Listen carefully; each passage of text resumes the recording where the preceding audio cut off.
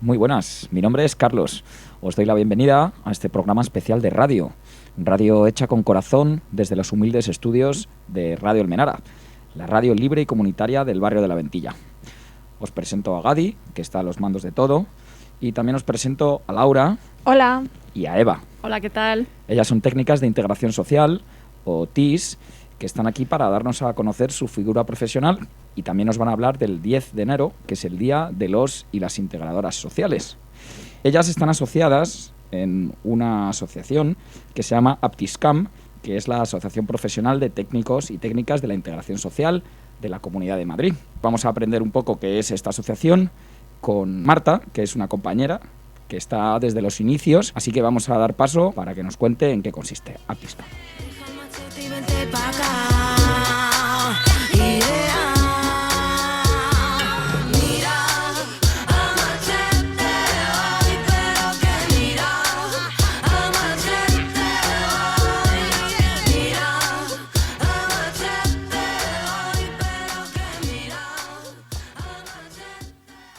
Aptiscam surge en junio del 2015 por una oferta de empleo de un recurso de personas sin hogar en el cual se solicitaba el perfil de técnico superior en integración social, pero que además dicho perfil realizase labores de mantenimiento del propio recurso. Ante el descontento de una compañera, pone un mensaje en redes sociales donde nos invita a reunirnos para luchar por nuestros derechos y visibilizar nuestro perfil. A raíz de esa reunión se crea un pequeño grupo de trabajo que serían los inicios de Aptiscam, pero no es hasta abril del 2016 en el que Aptiscam es registrada como Asociación Profesional de Técnicos y Técnicas Superiores en Integración Social de la Comunidad de Madrid. En la actualidad, además de estar trabajando para el reconocimiento y visibilización de nuestro perfil en la Comunidad de Madrid, trabajamos de manera conjunta con las asociaciones de toda España para que nuestro perfil sea reconocido en todo el territorio. Para ello estamos unidos a través de la coordinadora estatal. El 10 de enero es el Día de los y las Integradores Sociales. Contadnos en qué consiste esta jornada. Como bien sabéis, muchas profesiones tienen su día ya reconocido. Allá por el 2015, a la Asociación de Integradores e Integradoras Sociales de Valladolid, APISBA, se le ocurrió que por qué no podíamos tener nosotros también nuestro día. Entonces empezaron a hacer una encuesta entre diferentes TIS y vieron que justamente el 10 de enero no estaba cogido por ninguna otra profesión. Y a raíz de esa encuesta se decidió que ese 10 de enero fuera nuestro día. Desde entonces, pues el resto de asociaciones de España también lo hemos asumido como propio y, de hecho, a día de hoy hacemos acciones a nivel estatal, escribimos manifiesto a nivel estatal para dar a conocer y visibilizar nuestra profesión. Es importante también que nos contéis qué es la profesión, cómo es la figura de un integrador, una integradora social, ¿dónde se enmarca? Se enmarca en el ámbito social. Somos profesionales de la intervención social. Trabajamos para dotar de herramientas a las personas y para promover su inclusión social en los diferentes entornos y que puedan, en la medida de lo posible, hacerlo de una manera autónoma y con independencia. Siempre hemos escuchado hablar de la asistenta social. ¿Es lo mismo, entonces, la asistente social que la integración social? No, no es lo mismo. Además, actualmente el término de asistente social está en desuso. Siempre se ha usado y se ha equiparado con las trabajadoras sociales, que es otro perfil profesional que trabaja en red con nosotras precisamente para dotar de autonomía a las personas e incluirlas lo que es dentro de la sociedad. Pero es otro perfil totalmente diferente. Nosotras trabajamos más en el día a día, hacemos acompañamientos y trabajamos en diferentes ámbitos. ¿Dónde podéis trabajar? ¿En qué trabajáis exactamente? Trabajamos en un montón de recursos diferentes y con un montón de colectivos diferentes, siempre en riesgo de exclusión social o en situación de riesgo, o bien personas que necesiten desarrollar su autonomía y su independencia. Por ejemplo, personas con discapacidad o diversidad funcional, con personas mayores, personas en situación de sinhogarismo, víctimas de violencia, adicciones, salud mental, centros penitenciarios, migraciones. Bueno, como ves, nuestro campo de actuación es muy amplio. Y bueno, de migraciones ahora os vamos a hablar un poquito. ¿Con migraciones os referís a personas inmigrantes? No nos gusta hablar de personas inmigrantes, nos gusta más hablar de personas en situación de migración, puesto que hay diferentes factores que llevan a una persona a dejar su país o su territorio para aventurarse en un viaje e ir a otro. Además, muchas veces se nos olvida que muchas personas vienen aquí siendo víctimas o de trata o siendo tratados como mercancía y mano de obra barata. No muchas veces las personas vienen porque quieren. También hay factores económicos o simplemente para poder dar a sus hijos una calidad de vida mejor. ¿Por qué habláis de discapacidad o de diversidad funcional? Hemos nombrado las dos cosas porque a nosotras nos gusta hablar de diversidad funcional. Porque el término discapacidad es algo que se usa sobre todo a nivel administrativo y antiguamente se hablaba de deficiencia, discapacidad, el carnet de discapacitado, lo habréis oído hablar muchas veces, ¿no? Las plazas de discapacitado para aparcar, etcétera. Pero nos parece un término bastante incapacitante, con lo cual nos gusta mucho más hablar de diversidad funcional, pero es verdad que a la hora de hacer papeleos en la administración, los recursos, se habla de personas con discapacidad, que puede ser física o intelectual. Nosotras intervenimos con ellos y con ellas para ayudarles a hacer su independencia, a hacer su vida más fácil y a manejarse en la sociedad, porque realmente si la sociedad estuviéramos preparada para ser inclusiva, para que toda esta gente pudiera desarrollarse perfectamente, no pusiéramos barreras de tipo arquitectónico, auditivo, visual, estas personas realmente no tendrían esa discapacidad, como llama la administración. Entonces, nosotras luchamos porque cambien esas barreras y porque además estas personas se empoderen y adquieran autonomía. Se hablaba de minusvalías, ¿no? Se dejó de utilizar ese término, se tiende a dejar de utilizar porque no es que sean personas menos válidas. Se habla ahora de personas con necesidades o con capacidades especiales. Bueno, especiales tampoco nos gusta llamarlo porque cada persona es especial, cada persona es diferente y tiene sus capacidades, cualidades, defectos y de todo. Entonces, ya que preguntas sobre ello, te explico un poquito más. Antiguamente se diferenciaba entre una deficiencia, una discapacidad y una minusvalía. Una deficiencia hace referencia a algo que tú puedas tener orgánicamente, es decir, una deficiencia visual, alguien con miopía, ¿no? Una discapacidad ya implicaría que la función se ve afectada. Pues si en vez de miopía, que tú lo solucionas con unas gafas, tienes ceguera, eso ya implicaría una discapacidad. Y una minusvalía hacía referencia al término social, es decir, yo te he denominado minusválido o minusválida porque no puedes subir escaleras, pero es que a lo mejor el problema es mío, que te estoy poniendo escaleras para subir en vez de ponerte una rampa, ¿no? Entonces, antiguamente se hacía esa diferenciación a nivel formal y hoy en día nos gusta hablar de diversidad funcional porque realmente lo que tenemos es que cada persona funciona de una manera diferente, ya sea a nivel mental o físico. ¿Y cómo entonces es el trabajo del integrador, integradora social con este perfil, con este tipo de personas? Como te decía antes, intentamos trabajar para eliminar barreras externas porque eso no depende de la persona, sino depende de la sociedad, pero evidentemente es muy difícil. En primer lugar, porque la sociedad no está concienciada. Nos ha gustado mucho al entrar a vuestra radio que vemos que tenéis pictogramas. Los pictogramas son un apoyo, un bastoncito que se usa, por ejemplo, para las personas con autismo y que facilitan su vida, porque las personas con autismo lo único que hacen es entender el mundo de manera diferente. Ese bastón que les ponemos, que es usar pictogramas, simplemente significa que nos estamos comunicando con ellos de una manera diferente, al igual que si te comunicas con una persona sorda, utilizar lengua de signos. Entonces, intentamos mucho incidir en ese aspecto y luego también dotarles a las personas de truquitos, herramientas para que puedan adaptarse mejor a estas dificultades. Hacemos sobre todo un entrenamiento en habilidades sociales y en autonomía. Trabajamos en diferentes ámbitos en este sentido. Con este colectivo, actualmente en la Comunidad de Madrid tenemos mucha cabida los TIS. Trabajamos en el AMAS, que es la Agencia Madrileña de Atención Social. También trabajamos en educación, dentro de educación, en coles ordinarios, en coles de educación especial, incluso en institutos, ya sea en aulas TGD o TEA, o también con otro tipo de alumnos que no tienen por qué tener autismo, simplemente tienen problemas conductuales y problemas de integración social. Ese es nuestro campo de actuación actualmente en la Comunidad de Madrid con estos chavales. ¿Qué significa exactamente la patología dual? La patología dual es una patología doble que se usa en terminología en drogadicción y adicciones.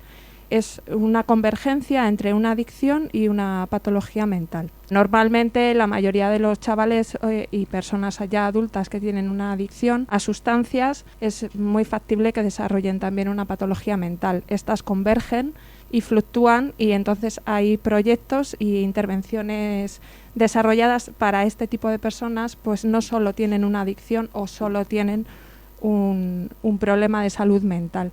Nosotras también trabajamos o solo en salud mental o solo en adicciones, pero el trabajo bonito también es en esta patología dual, porque son proyectos muy encaminados a un desarrollo en intervención social y una integración social inclusiva para estas personas. Todo lo que trabajáis con la gente son siempre a medio o largo plazo, me refiero. No hay una intervención directa que puedas cambiar cosas. ¿Cómo es la función del trabajo en general con la gente? Hay trabajos que son muy puntuales, como decía Eva, a veces trabajamos incluso dentro de los hogares con las familias, y el trabajo es puntual, dotar a la familia de una herramienta que le ayude a comunicarse con su familiar que está afectado, y eso sí que es algo que nosotros llamaríamos una estrategia puntual. Otras veces es un entrenamiento que es más largo en el tiempo y que es un programa o un proyecto que se desarrollaría a lo largo del tiempo. También los integradores y las integradoras sociales trabajamos en los servicios sociales, y una labor muy importante que hacemos es acompañar a otros servicios a los usuarios.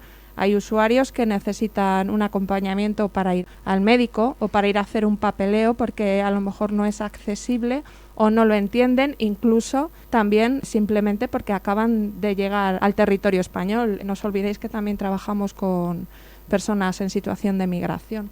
El trabajo del TIS puede ser o una ayuda puntual o puede ser un proyecto o un programa que se desarrolla a lo largo del tiempo, dependiendo del usuario y de la necesidad que requiera en ese momento.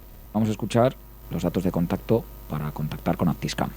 Hola gente, somos Actiscam, la Asociación Profesional de TESIS de Madrid o de Integradores Sociales. Para contactarnos estamos a través del correo en infotesiscam@gmail.com o a través del móvil 644 65 3840. También tenemos Twitter, Facebook, Instagram y web, que sería la siguiente: actiscam.wixsite.com/actiscam. Gracias y os esperamos para luchar por el reconocimiento de nuestro perfil. Tenemos en el teléfono a Dani. Dani trabaja en la plataforma de personas sin hogar. Muy buenas, Dani. ¿Qué tal? Hola, ¿qué tal? Buenas. Cuéntanos, ¿qué haces en tu trabajo con personas sin hogar? Yo soy auxiliar de servicios sociales en el centro La Rosa, que es uno de los varios albergues que tiene el Ayuntamiento de Madrid para atender a personas sin hogar. Nos dedicamos a la atención directa, por decirlo así. Dentro de la intervención social estamos muy centrados en la atención directa a la persona en el momento en el que llega y en el que se desarrolla la convivencia allí en el albergue, ¿no? Formamos parte de un equipo multidisciplinar que está compuesto básicamente por personal de enfermería, trabajadores sociales, educadores y los auxiliares, que somos integradores sociales. ¿A qué problemas os enfrentáis? Pues muy variados, la verdad, pero también lo cierto es que, a pesar de lo heterogéneo que es el perfil de las personas sin hogar, lo que sí os puedo comentar es que el mayor problema al que nos enfrentamos es a las empresas que gestionan los albergues y a la propia administración del que dependen, ¿no? Realmente el trabajo, bueno, pues es para lo que estamos formados. Para lo que nadie te forma es para lo que te vas a tener que enfrentar en el ámbito que he explicado, ¿no? Que no es el de tu trabajo, sino lo que lo rodea, que es lo más complicado de todo. Es un albergue que acoge a gente que vive en la calle. La Rosa es un centro abierto, que se llama, que es de baja exigencia, y por decirlo así es el último o el primer recurso, según se mire, para las personas que viven en una situación cronificada de calle, ¿no? Gente que lleva muchos años viviendo en la calle con problemáticas de adicciones, patología dual, etcétera. También hay otros perfiles, por ejemplo, incluso hemos llegado a atender a refugiados sirios que venían cuando el auge de la guerra hace un par de años, pues que llegaban y nos los mandaban también al albergue y no sabes qué hacer con ellos, ¿no?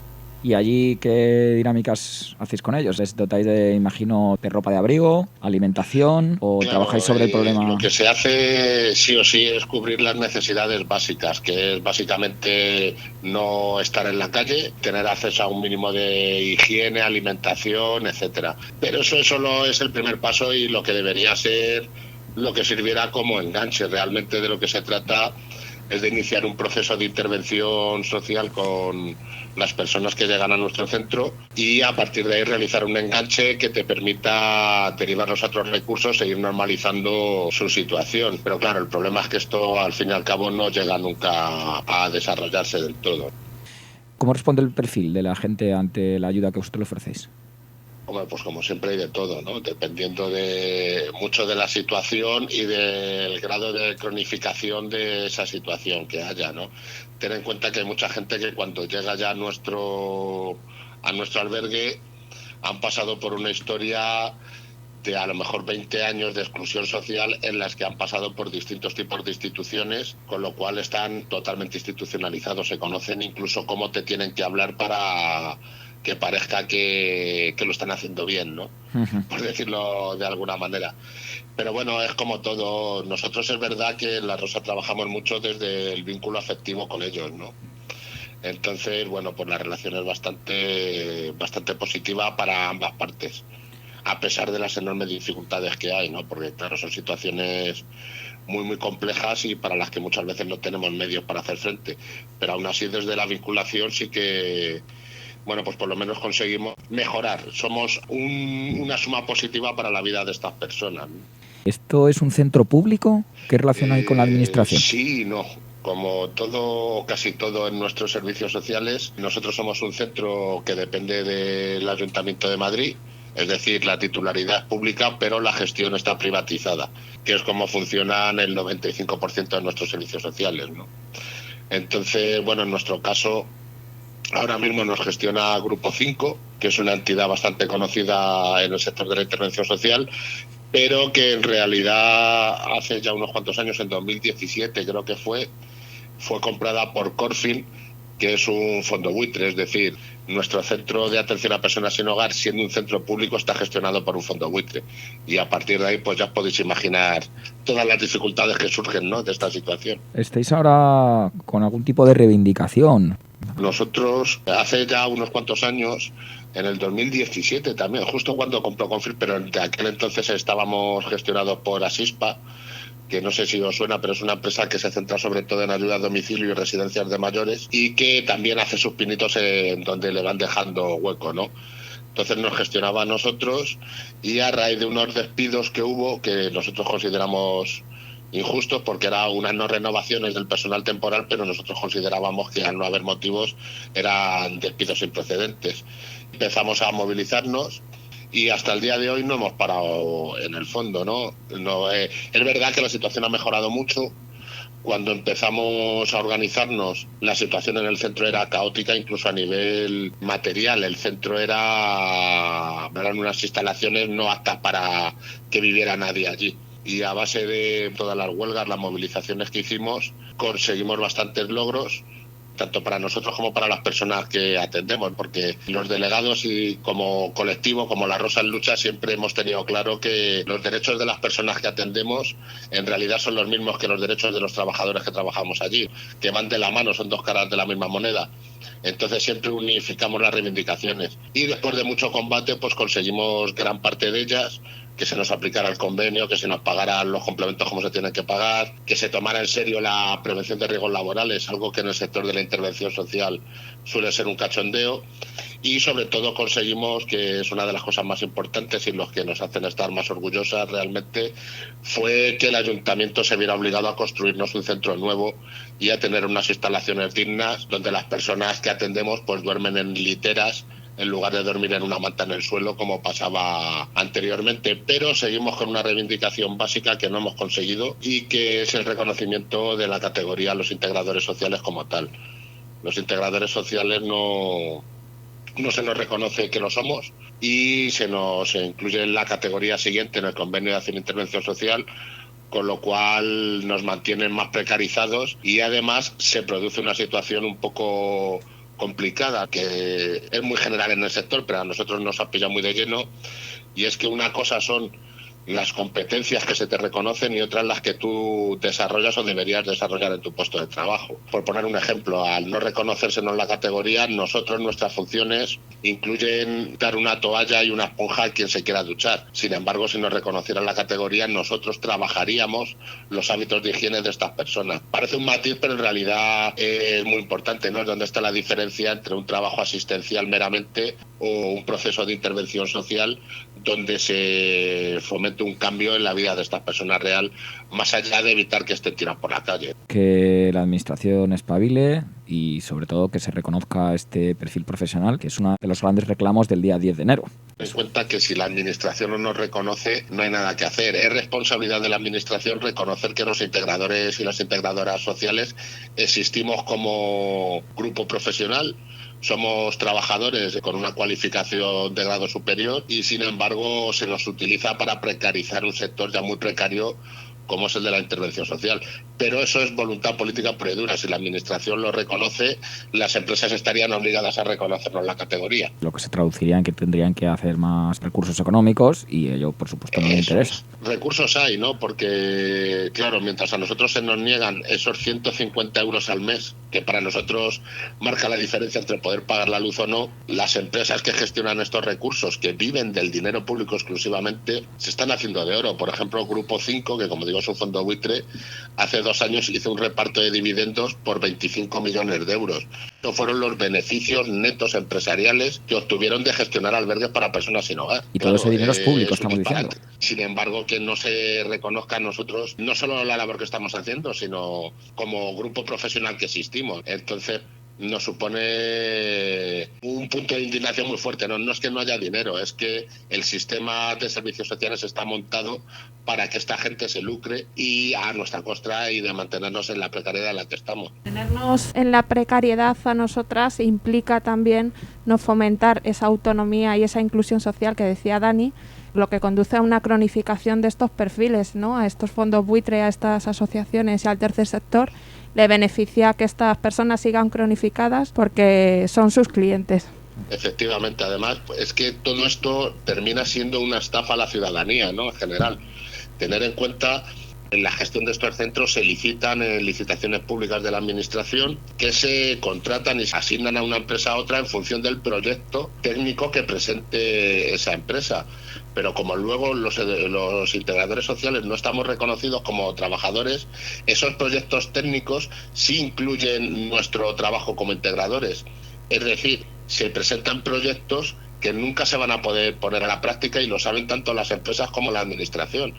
Es un caso claro de estafa a la ciudadanía.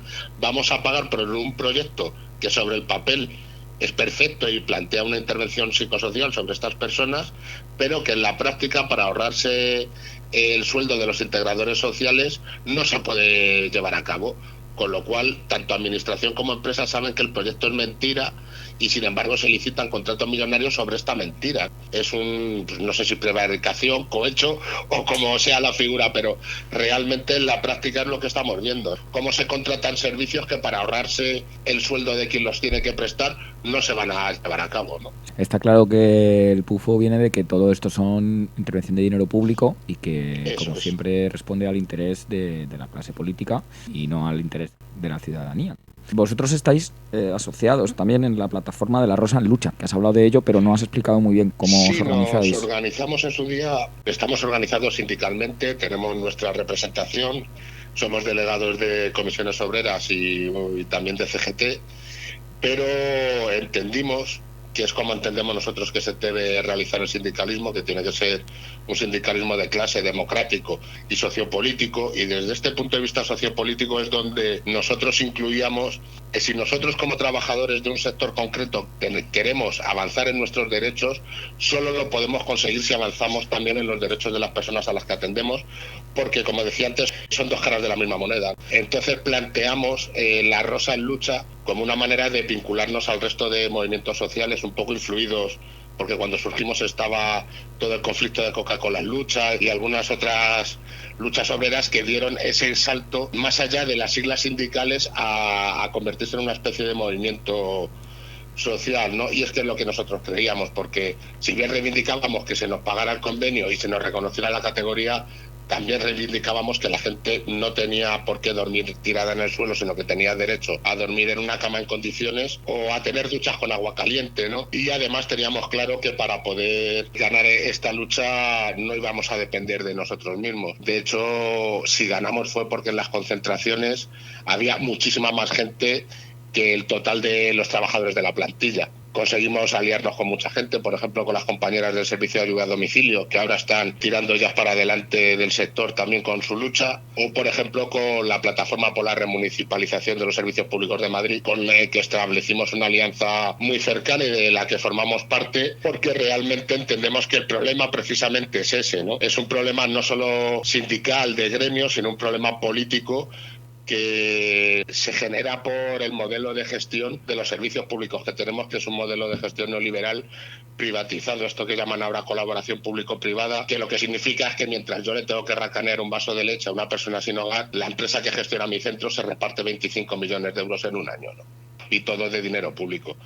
Entonces de ahí surge esa idea de La Rosa en Lucha en lugar de comité de empresa del Centro La Rosa. Esa necesidad que teníamos de vincularnos a los movimientos sociales y plantear nuestra lucha como un problema político y no solo meramente sindical.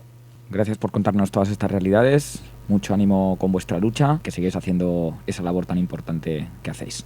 Muchas gracias a vosotras por darnos voz. Estamos conociendo mucho del perfil de la integración social. Hay un montón de campos en los que trabajáis, infinidad de frentes abiertos, que en Aptiscam dais lugar a muchas con el mismo perfil profesional, pero gente que venís de un montón de ámbitos diferentes.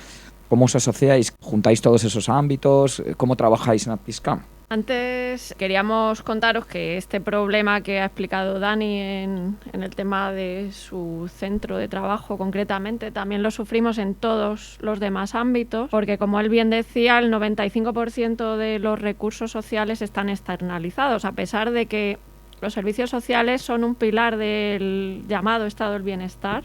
Está todo externalizado, es decir, con dinero público se gestionan las empresas privadas. ¿Qué pasa? Que a las integradoras sociales nos contratan con categorías inferiores, como contaba Dani, para ahorrarse un sueldo, pero a veces pidiéndonos funciones de lo que hemos estudiado.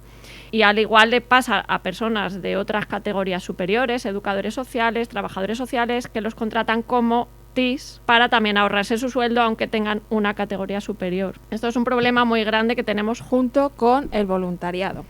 No hay que olvidar que hay muchísimas empresas del tercer sector, y digo empresas porque son empresas encubiertas bajo nombres como fundaciones o asociaciones, que llevan programas con dinero público en el que contratan a voluntarios. Parece ser que la intervención social es algo que se puede suplir con voluntarios sin formación, y que sí que es verdad que tienen muchas ganas de ayudar y que es verdad que sacan adelante proyectos, pero sacan adelante proyectos cronificando situaciones de pobreza, situaciones de exclusión social, situaciones de abuso, y es algo muy grande por lo que lucha Aptiscam, en contra del voluntariado. Muchas veces para poder llegar a un trabajo te piden primero que seas voluntaria. Yo creo que así a nivel reconocido sería como una pasantía que les pasa a los abogados, que también les pasa y son otro tipo de perfiles, pero claro, dicen que es algo vocacional, ¿no? El trabajar en el tercer sector y por y para las personas, bajo siglas como ayuda, intentan ahorrarse muchísimo dinero. Es algo en lo que queremos dejar claro que Aptiscam, que es la Asociación Profesional de Técnicos Superiores en Integración Social de la Comunidad de Madrid, una de sus luchas es en contra del voluntariado. Y queremos añadir, porque nos lo pregunta mucha gente, oye, pero vosotras sois voluntarias en Aptiscam. Nosotras no tenemos un sueldo por estar en Aptiscam, por acudir a todas las reuniones que hacemos, por trabajar por el resto de TIS de Madrid. Lo hacemos de manera voluntaria en nuestro tiempo libre, pero no nos consideramos voluntarias. O sea, queremos dejar muy claro que una cosa es el voluntariado,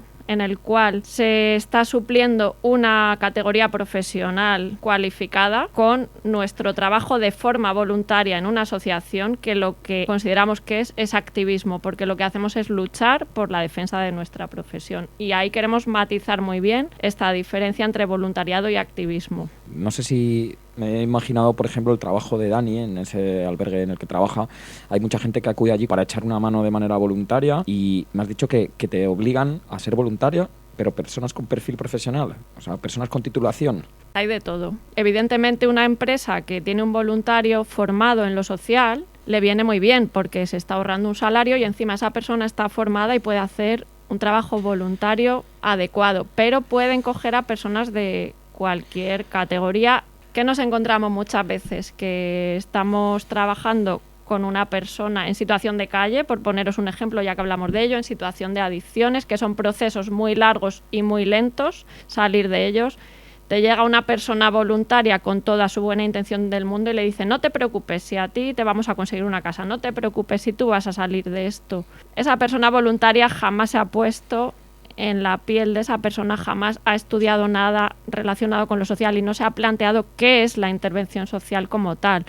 Lo hace desde ese buenismo de soy un buen ciudadano, una buena ciudadana y voy a ayudar a estas personas. Es como si llego yo, por ejemplo, que no tengo ninguna titulación y no conozco nada de intervención social. Supongo que hay mucha psicología en la intervención social o en el estudio de intervención social. Tendrás que estudiar mucha psicología para saber cómo tratar las diferentes realidades.